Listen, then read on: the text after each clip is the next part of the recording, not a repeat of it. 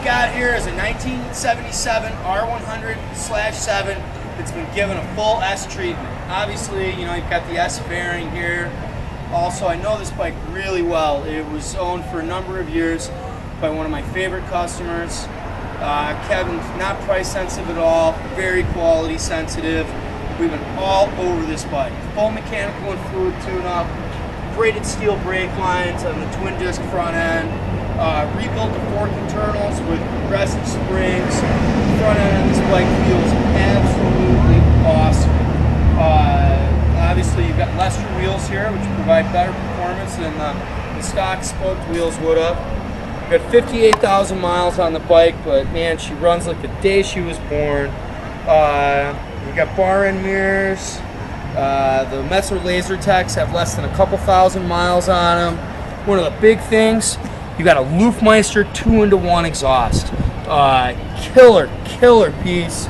Really does improve power, improve performance. It's got an awesome sound, but it's not obnoxiously loud.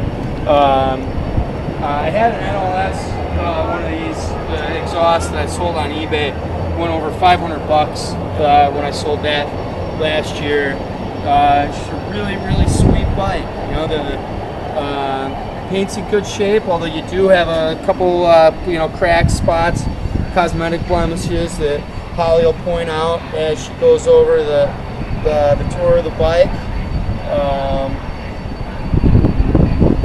What else is there to say? I don't know what to say. I mean, Kevin took it on a 5,000 mile trip last year to Seattle and back with a couple of detours. The bike performed flawlessly.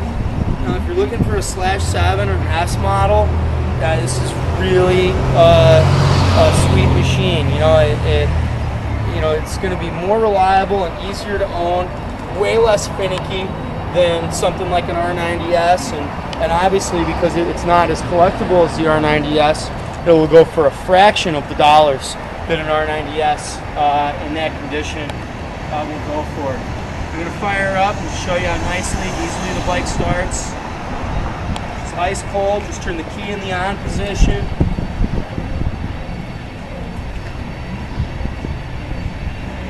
Turn on the choke.